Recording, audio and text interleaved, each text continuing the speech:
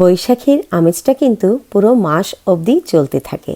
তাই দেরি না করে সবাইকে বললাম আজকে চলে আসো, আমরা সবাই একসাথে বসে আজকে খাওয়া দাওয়া করব। আর পুরো খাঁটি বাঙালি আয়োজন, কোনো ধরনের কোনো মানে পোলাও কোরমা এগুলা কিছু না।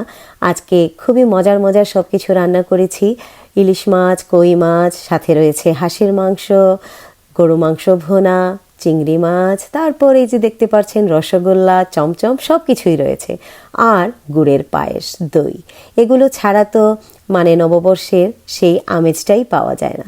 আর সবাই দেখতে দেখতে চলে এসেছেন, পান সুপারিরও কিন্তু আয়োজন রয়েছে।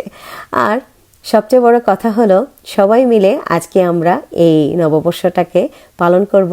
কারণ ব্যস্ততা থাকার কারণে সেম ডেতে আর পালন করা হয়নি, তাই ভাবলাম যে না, আজকের এই উইকেন্ডে বাচ্চাদেরও ছুটি চলছে, তাই সবাই আসলে আমরা একসাথে চুটিয়ে এই নববর্ষটা পালন করব। দেখুন তাহলে আমাদের নববর্ষের মেনুতে কিন্তু হরেক রকমের ভর্তাও রয়েছে।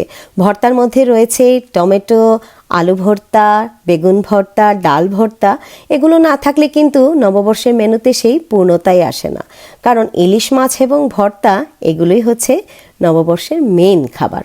আর এবার দেখুন, আমরা সবাই অধীর আগ্রহে অপেক্ষা করছি কখন ফটো সেশন শেষ হবে আর খাওয়া দাওয়া শুরু হবে। তাই বাপু দেরি না করে খাওয়া দাওয়া শুরুই করে দিলাম আমরা। আর আমরা সেম ডেতে নববর্ষ পালন করতে পারিনি ব্যস্ততা থাকার কারণে। আর এই মাসটাতে যে কোনো একদিন পালন করলেই আমি মনে করি বৈশাখীর সেই আমেজটা পাওয়া যায়। আর আশা রাখি আপনাদেরও নববর্ষ অনেক সুন্দর কেটেছে। আর আজকে আমরাও আমাদের নববর্ষটা অনেক সুন্দরভাবে পালন করছি, আলহামদুলিল্লাহ। সো সবাই ভালো থাকবেন, সুস্থ থাকবেন এবং দুয়াতে আমাদের স্মরণ রাখবেন।